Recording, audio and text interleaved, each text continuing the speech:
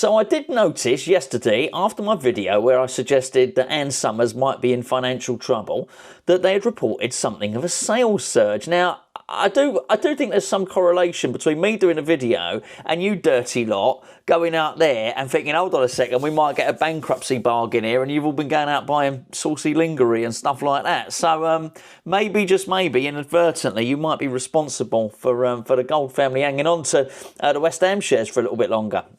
A little bit of a mishmash video for you today. I want to discuss Mohammed Kudus, and I want to discuss Niclas Fullkrug. Before that, let's get to a little bit of Thomas Soucek, because I do think this was really interesting. So yesterday there was a report that started doing the rounds saying Soucek has been told he can leave the club. You always know when news is out there that people don't want, because the rejection of the story the denials come out really, really quickly, and they sort of come from everywhere.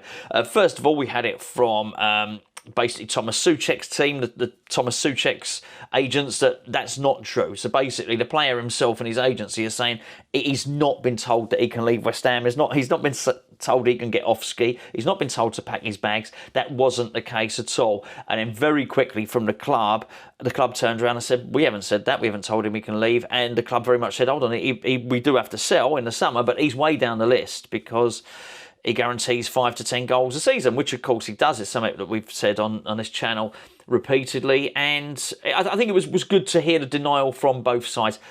That being said, I don't think that means he's definitely not going to be sold, by the way. I think if the right offer came in, I think we'd possibly accept it. But he's not been told he can leave. I think, reading between the lines, West Ham would happily keep Thomas Soucek, but not necessarily give him a new deal, and they'd look at it for next season. So he's got over 2 years left to run on his deal, just over 2 years. He wants a new deal, basically. So I think as far as West Ham's concerned, we're happy to keep it as it is. I think Soucek would like to be one of the very, very top earners at the club. Still might go Leeds United, Everton, as we discussed before, but they're not trying to push him out. It just seems like there's a very public negotiation going on there at the moment. What is interesting is a couple of things. Let's deal with Niclas Fullkrug first, shall we? So I guess the timeline of Füllkrug is an interesting one, really. And it sort of really was much of Mohammed Kudus's immediate future was very much tied to Füllkrug and his injuries. We'll get to that in a second. So Füllkrug was obviously benched for the last game, which we won against Manchester United. And I think because we won, Graham Potter would be well within his rights to be able to say, look, I'm going to keep the same team. I'm going to keep a winning team. Nothing came out that publicly from Niclas Fullkrug, but the whispers were there that he was unhappy. Also, there were lots of pictures of him just before the warm-up, when he obviously already would have known that he wasn't playing, sort of hunched over, sat on the ball in the centre circle with his headphones on. We already discussed it. You know, one isolated picture can tell you absolutely nothing, or the picture can paint 1,000 words, so to speak. But I think if he doesn't play against Nottingham Forest, it's going to be quite interesting. And will it be massively revealing for his future? Not massively, but it will give you a little pointer and a little indication. Because another thing that the club have revealed this week is that absolutely striker is the club's top priority. And speaking to people, sort of ITKs, and you know, people who know about West Ham transfers, and people who have been involved in West Ham transfer deals, in fact, in the past, they're very much saying that's the case, that the West Ham are putting the feelers out, trying to get a striker, trying to sign a striker. And I think what's interesting is this striker would be the main man.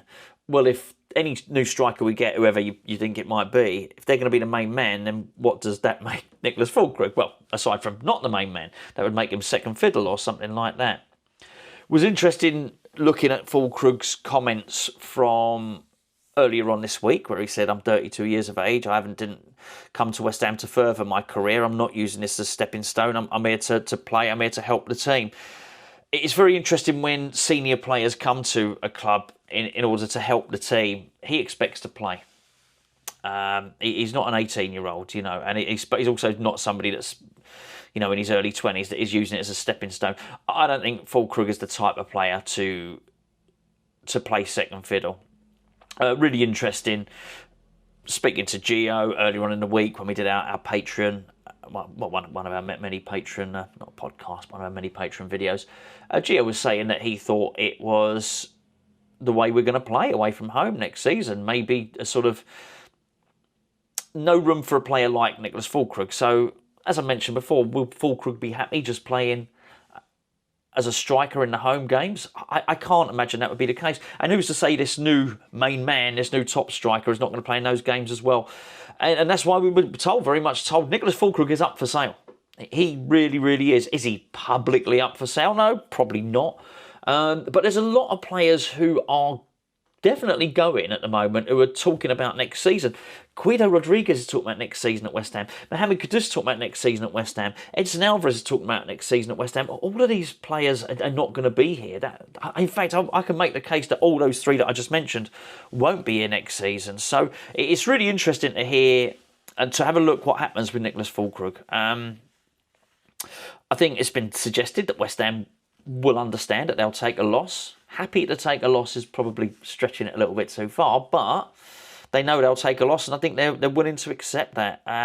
One thing I do know is I don't think there's going to be this massive clearing of the decks that we thought. We'll discuss that in a separate video maybe.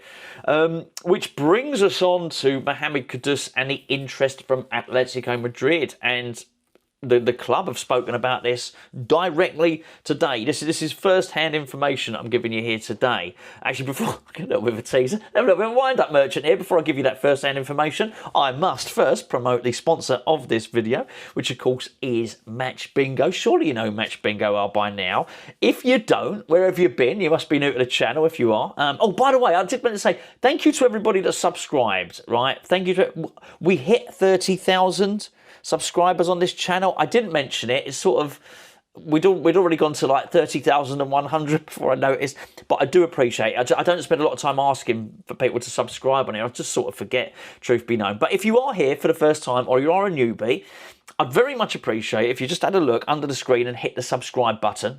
And then there's a little bell icon next to it. If you hit that, then you get a notification when we upload. I'd really appreciate that. But for everybody that's, particularly people watching a long time, thank you very much. 30,000 subscribers. That's pretty good. I do remember in this particular channel, the first 1,000 subscribers, I absolutely cock a hoop with that. So 30,000 is pretty mega stuff really. So thank you very much indeed. Where was I? Match Bingo. There you go. So as part of uploads on this channel, we've had a lot of Match Bingo winners. I mean, loads.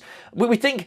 Well, I knew it was well over 200, but it's closer to 300 now. Basically, Match Bingo is like a cross between bingo and football. Rather than having numbers on your cards, you've got stuff that happens in a football match. 15 events you need to happen in a football match. It gets ticked off for you.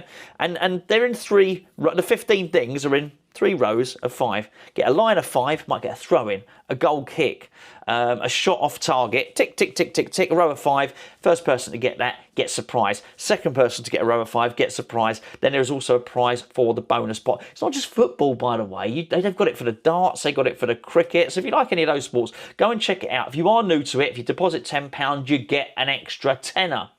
So deposit £10, you get £20 worth of credits. It's not big bucks. It's not going to cost you a fortune to play this stuff. It's £2 per card. And for the game against Nottingham Forest, the West Ham game, because of this promotion, because of our tie-up, if you buy 4 cards, you get the 5th for free. You can't only buy any more than 5 cards. So there you go. Anyway, go and check it out. The link is in the description below. You're going to need to use that to sign up through us to enable you to get your discounts. But yeah, there you go. Thank you very much indeed to Match Bingo for continually sponsoring Hammers Chat. Right, Mohammed Kudus. Rumours yesterday. Hold on, let me have a swig of my tea. Hold on.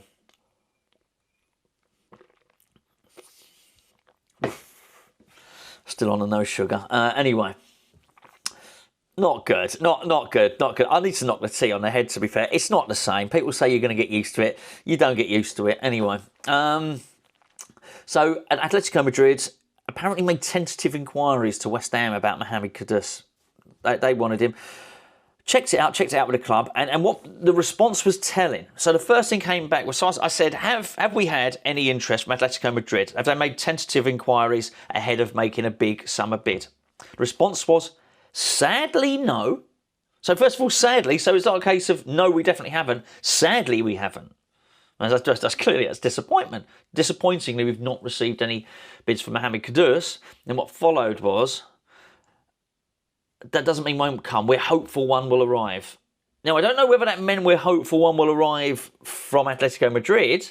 I guess it's just we hope one will arrive. Ideally, they want one from Saudi because Saudi's got to pay more for Kudus because of the ratcheted buyout clause on there.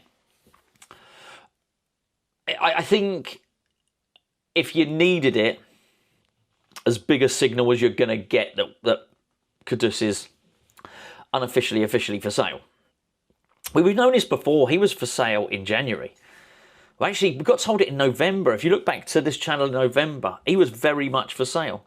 Then Füllkrug got injured. This is what I'm talking about with Kudus' future being tied to Füllkrug's injuries. Füllkrug got injured. Antonio had his crash, obviously, and Jared Bowen got injured. All this stuff happened before the January transfer window, so it was a case of, well, hold on a second, we can't get rid of Kudus. But Kudus was absolutely up for sale in January, and so I guess it's no surprise now that the club would accept bids for him. He's got his buyout clause, so even if he was absolutely tearing it up this season, which really he hasn't been, then there's nothing we could do about it. It was £80 million if a European club comes in for him.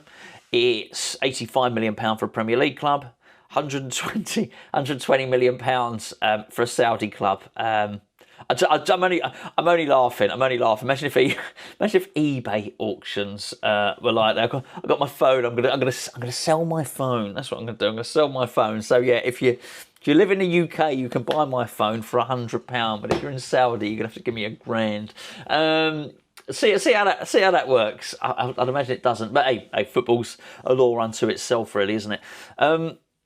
He's gonna go, and I think more's the shame. I've already aligned myself to the fact that when Kudus does go, I think we'll see last season's Kudus somewhere else. He's not the only person that has been underperforming and under par at West Ham this season, and we've done numerous Kudus videos this season, and particularly recently when I've said he's for sale. It's a lot of people do say in the comments, get rid, just get rid. That people aren't too bothered. I think the one thing that troubles me a little bit about getting rid of him, and we're going to have to, but I have accepted that he's going to go, is what often follows when people say So people often say we can't rely on Niclas Fullkrug. So Niclas Fullkrug going is not a problem. We can't rely on him because of his injuries. But I often hear people say it doesn't matter if Kudus goes because we got Somerville there who can play next season. So the same logic is not applied to Füllkrug as is applied to Somerville, which basically I know Füllkrug is older. I know Füllkrug has probably historically had more injuries. Well, you'd expect so because there's 10 years difference between the two players pretty much, right?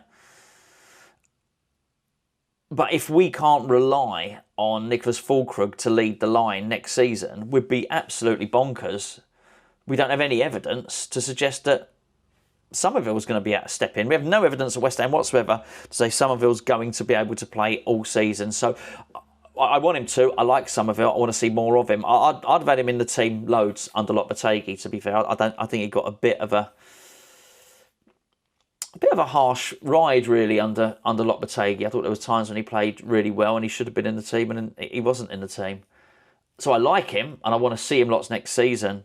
But what I wouldn't be doing is selling Kudus and thinking, well, that's all right. We'll just leave Somerville there to do that. Maybe it's a case of Somerville, maybe Guilherme, but I would still go and look to try and buy another attacker. And I'm not just talking about the striker here. Maybe they get a striker who, can play numerous roles. And that goes back to it, doesn't it? This may be what we need. If Graham Potter next season is going to play this system like we played against Manchester United away from home, where you wouldn't really describe either Kudus or Bowen in the roles that they played against Manchester United as strikers. It wasn't like one of them took the striker role. They were sort of wide attackers who had to do some defensive responsibilities, I felt, who would drift centrally. So maybe, just maybe, we need to buy someone like that who can do that job but also can play. as a striker, and maybe that's who we'll be going toward. And so, yeah, they do sort of tie each other together, really, don't they? And I think if we do that, you've got this guy there who can play as striker, but also away from home can play one of those roles, one of those attacking roles. Then I do wonder if it does just spell the end for Niclas Fullkrug. Anyway, let me know what you think in the comments below. Don't forget the raffle. Don't forget the Hammers Chat raffle. Links in the description below. Signed Jarrod Bowen shirt. Signed Prague programme by Jarrod Bowen. Yeah, Conference League programme. Got a couple of those as well. Got a lot of prizes there. Go and check it out, and I will catch up with you tomorrow.